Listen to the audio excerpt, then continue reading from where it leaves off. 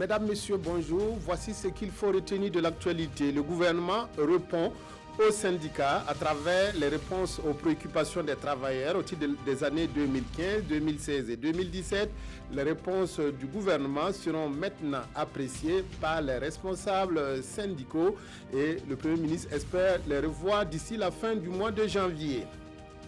Le ministre de la Défense nationale et des anciens combattants vient de rentrer d'une tournée à l'Est et au centre-Est pour galvaniser les troupes dans leur combat de tous les instants au premier jour de la nouvelle année 2019.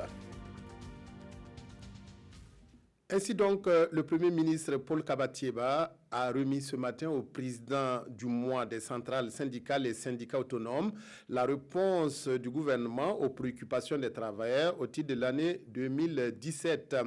C'est un cahier qui comporte les doléances de 2017, la mise en œuvre des 5 points résiduels pour 2015 et les 17 engagements pour 2016.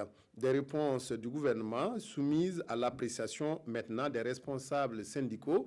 Et le Premier ministre Paul Kabatieba espère que les uns et les autres se retrouveront d'ici la fin janvier pour discuter de tout cela.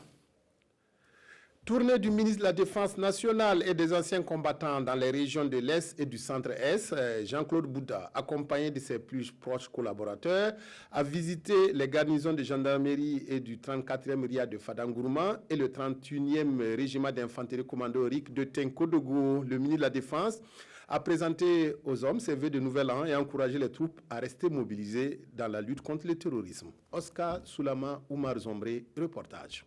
Nous demandons de garder haut le moral, quelle que soit la situation. Car la victoire, nous sommes convaincus, la victoire est certaine. Et vous appartenez à cette génération-là. C'est vous, et l'histoire va l'écrire, c'est votre génération-là qui mettra fin au terrorisme au Burkina Faso. Carré d'armes du 34e régiment interarmes de Fadangourma. Le ministre de la Défense nationale et des anciens combattants livre ici un message aux hommes engagés sur le front Est dans la lutte contre le terrorisme au Burkina Faso. Il leur demande de rentrer dans l'histoire par leur engagement sans faille dans cette lutte. Des mesures pour faciliter le travail des forces de défense et de sécurité ont été prises avec l'instauration de l'état d'urgence dans certaines localités en proie au terrorisme.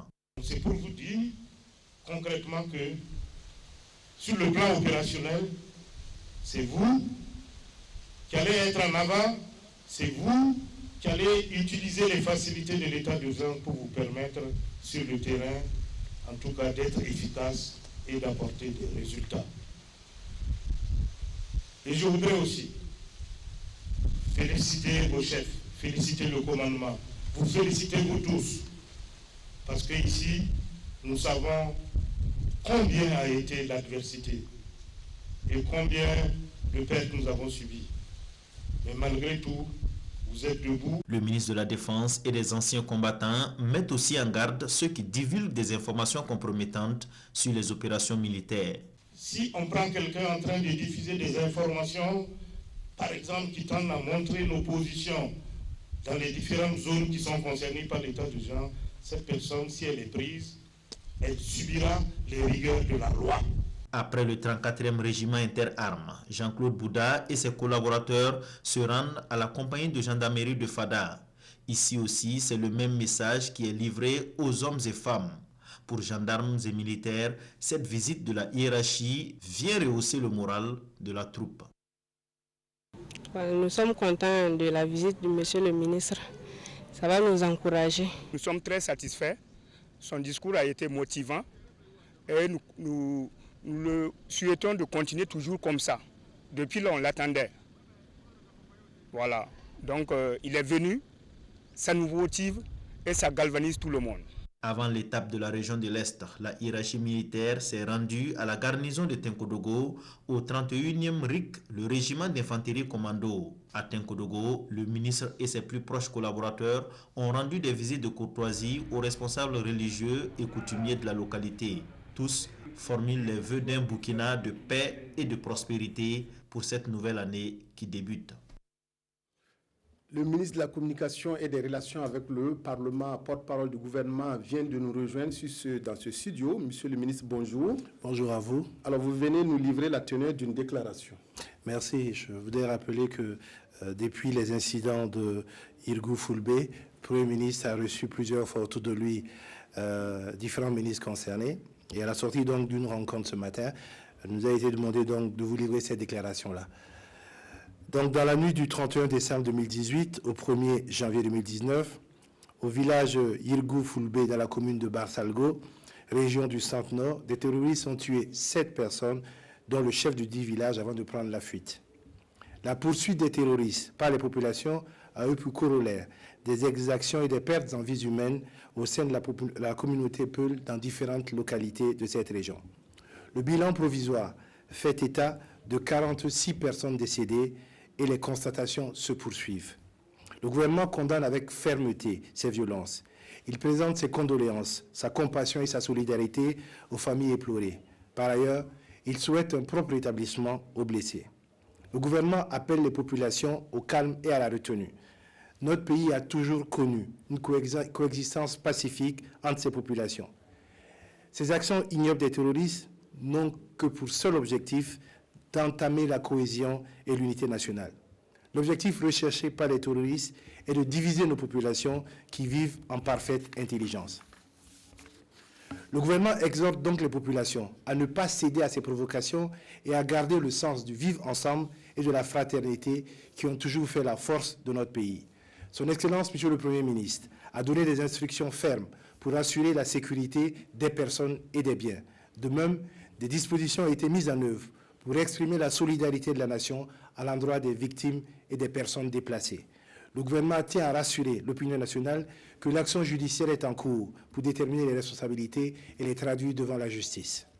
Alors, Monsieur le ministre de la Communication et des Relations avec le Parlement, vous venez donc de faire la situation exacte dans ce village vers Barsalgo, dans le Salamatenga. Est-ce que vous pouvez nous dire qu'est-ce que le gouvernement mène comme d'autres activités pour que le calme puisse revenir entre ces populations-là qui vivent dans la région? Je pense que le ministre de l'administration territoriale sur ce plateau avait dit effectivement que les leaders d'opinion, les responsables, avaient été sollicités afin justement de ramener le calme au sein des populations. Ce sont les personnes qui sont au contact direct des populations. Les différents gouverneurs, les différents responsables administratifs ont également été à l'approche de ces populations-là pour leur parler. Le ministre également a trouvé d'autres canaux pour s'adresser à ces acteurs-là au niveau donc de ces régions-là. L'autre aspect important, c'est que son excellent Premier ministre, avec donc notre ministre de la Défense, notre ministre de la Sécurité, la ministre de l'Action sociale, mis en place différentes mesures. Ces mesures-là visent donc à une montée sécuritaire plus forte dans cette zone. Vous savez qu'il y a deux zones, une zone qui tombe sous le coup de l'état d'urgence et une zone qui ne l'est pas. Donc de prendre toutes les mesures pour assurer la protection des biens des personnes. Deuxième élément important, c'est qu'il faut assurer ces personnes qui ont été victimes, les personnes déplacées, de la solidarité nationale. Cela va se traduire donc par la mise à disposition d'un minimum vital, la prise en compte des blessés, pour qu'effectivement la quiétude et la paix reviennent au sein de ces populations-là. Alors, vous avez parlé tantôt de l'appareil judiciaire qui sera sollicité pour déterminer les fautifs. Et nous allons effectivement aborder l'actualité judiciaire. Merci beaucoup pour cette déclaration, Monsieur le ministre. Dans la série rétrospective de l'actualité de 2018, penchons sur le calendrier judiciaire. La justice burkinabé a été très sollicitée l'année dernière avec de nombreux dossiers examinés. Il s'agit surtout de l'ouverture du procès du coup d'État manqué de septembre 2015. Zoubaviel David Dabiré. 2018, le tribunal militaire de Ouagadougou se délocalise à la salle des banquets de Ouaga 2000.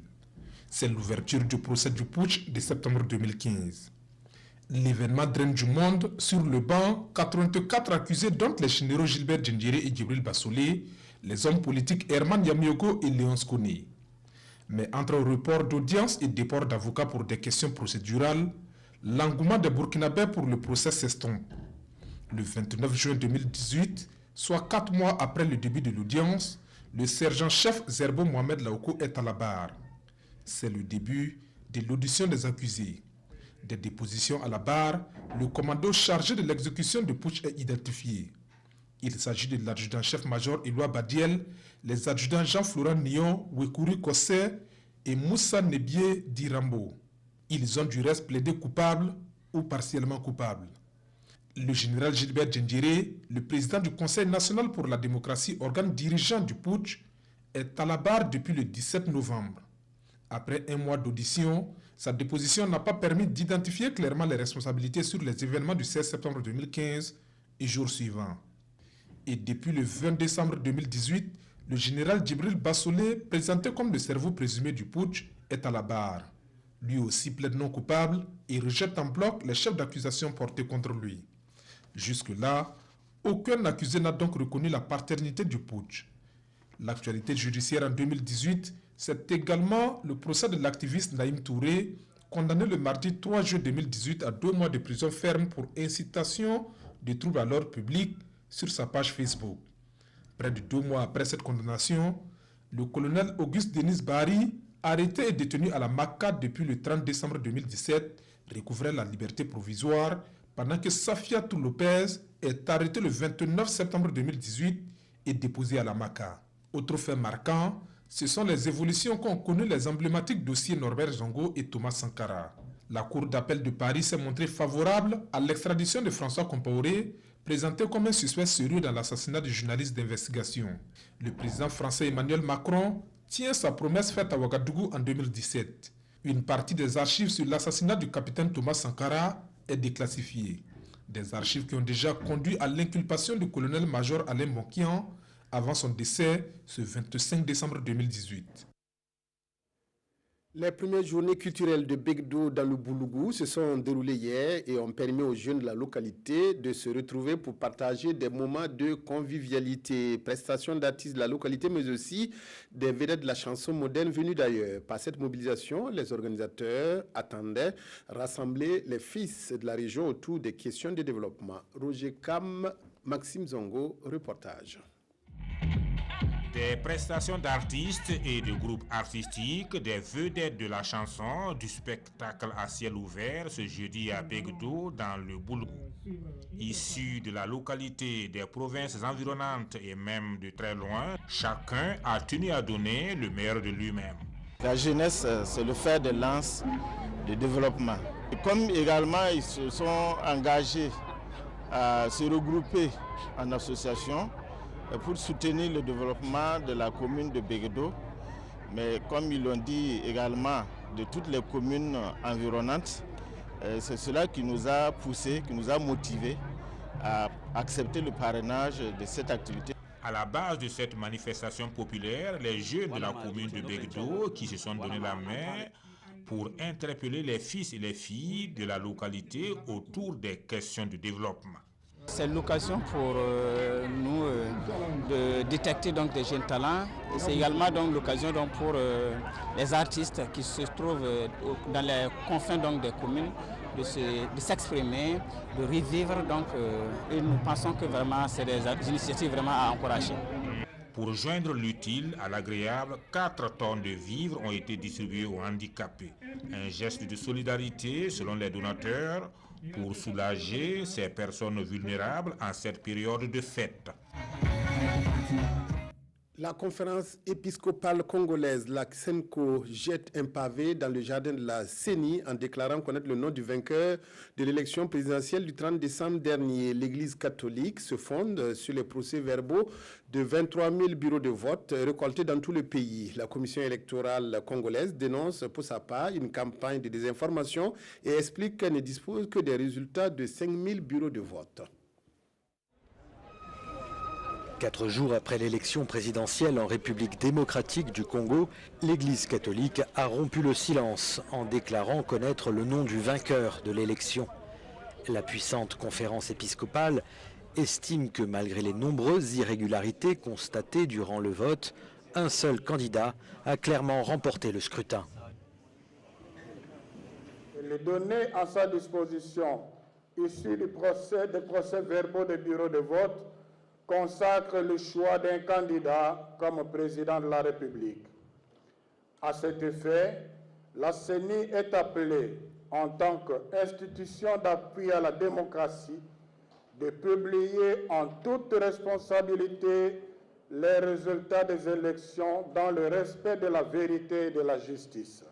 La commission électorale a immédiatement dénoncé une campagne d'intimidation et exige qu'on lui laisse terminer les opérations de comptage des votes en toute sérénité. 5518 centres de vote déjà collectés. On est donc à 20% de ce qui doit être fait. Les résultats du scrutin pourraient être annoncés au plus tôt ce dimanche, mais des responsables américains ont déjà déclaré que les élections congolaises n'avaient été, je cite, ni justes ni démocratiques. Aux États-Unis, la Chambre des représentants a fait hier sa rentrée avec la désignation de Nancy Pelosi au perchoir de la Chambre basse. La démocrate de 78 ans reprend le poste de speaker qu'elle avait occupé en 2007. Elle a promis d'être une opposante au président Donald Trump qui peine à faire adopter son budget où est inscrit un crédit pour la construction du fameux mur entre les États-Unis et le Mexique. Nancy Pelosi de retour à la présidence de la Chambre des représentants aux États-Unis. La dirigeante démocrate a été réélue speaker après la victoire de son parti à la Chambre le 6 novembre dernier. Nancy Pelosi avait été la première femme à occuper ce poste de 2007 à 2011, l'année où les républicains ont repris le contrôle de la Chambre basse du Parlement américain. Les démocrates n'ont pas perdu de temps ce jeudi et ont adopté un projet de loi cherchant à mettre fin à la fermeture partielle des administrations américaines depuis 13 jours, le fameux shutdown. Quant à la demande de Donald Trump de budgétiser 5 milliards de dollars pour un mur à la frontière mexicaine, elle a été superbement ignorée par la nouvelle majorité. Mais pour la première fois depuis l'entrée en fonction de Trump en janvier 2017, on retrouve un Parlement américain divisé entre un Sénat resté républicain et une Chambre basse passée sous le signe des démocrates. Les blocages sur ces premiers textes législatifs devraient donc apparaître dès les jours prochains. La revue de presse des quotidiens de ce vendredi avec Oumar Zombré. Jour de l'an sanglant à Yirgou. L'information barre la une du doyen des quotidiens qui revient sur les faits dramatiques qui ont fait basculer la commune de Barsalgo dans l'horreur ce 1er janvier 2019. Et selon l'observateur Palga, tout serait parti d'une attaque terroriste perpétrée dans la matinée du 1er janvier, peu après 7 heures à Yirgou. Les assaillants auraient fait irruption dans le village en tirant à l'air avant de se diriger vers le domaine du chef guérisseur situé à proximité de son palais, qu'ils abattront froidement après avoir neutralisé un de ses enfants. 4 autres personnes, dont un membre des groupes d'autodéfense Korlego, sont aussi assassinés. Et selon le journal Le Quotidien, les forces d'autodéfense, en collaboration avec les populations, s'en sont pris au peul, car ces derniers sont soupçonnés d'être les logeurs des terroristes. Des hameaux brûlés, des biens endommagés et des morts en vrac. Telle était la situation du 1er janvier à Yirgou, aux environs de 14 heures. Une situation qui s'est dégénérée dans la soirée car les morts se comptaient par vingtaines, indique le journal. Et le quotidien de s'interroger comment des populations qui vivent ensemble depuis des lustres peuvent-elles sombrer du jour au lendemain dans une telle bêtise humaine? Avant de conclure, il est temps que chacun prenne conscience de la situation d'ensemble de notre pays où l'intolérance, comme une traînée de poudre, est en train de se propager. Liberté provisoire pour Safiatou Lopez, la bonne nouvelle venue du côté de la maison d'arrêt et de correction de Ouagadougou s'exclame aujourd'hui au Faso. Le pays révèle qu'elle est depuis un certain temps alitée dans une clinique de la place. Cette mesure du juge militaire, précise l'observateur Palga, intervient 6 jours après sa confrontation avec son principal accusateur, Mamadou Drabo. Et selon certaines sources, au cours de l'audience du jeudi 27 décembre 2018, pas un mot n'a porté sur les questions de complot ou de tentative d'évasion des prisonniers de la MACA. Et le journal de s'interroger, est-ce à dire qu'il y aura une autre séance de confrontation ou faut-il croire que le dossier serait réellement vide comme cela a été entendu ces derniers temps? Hausse annoncée du prix des transports, les acteurs sursoient à leur mot d'ordre. L'information fait la une du quotidien citoyen qui rapporte les propos du secrétaire général de la Fédération nationale des acteurs du transport à l'issue d'une séance de concertation avec le Premier ministre. Nous avons passé en revue toutes les préoccupations, il y a eu de grandes avancées, les discussions ont été franches, c'est pourquoi les mots d'ordre ne seront pas appliqués. C'est tout pour cette édition. Merci de l'avoir suivi. Excellent après-midi à toutes et à tous.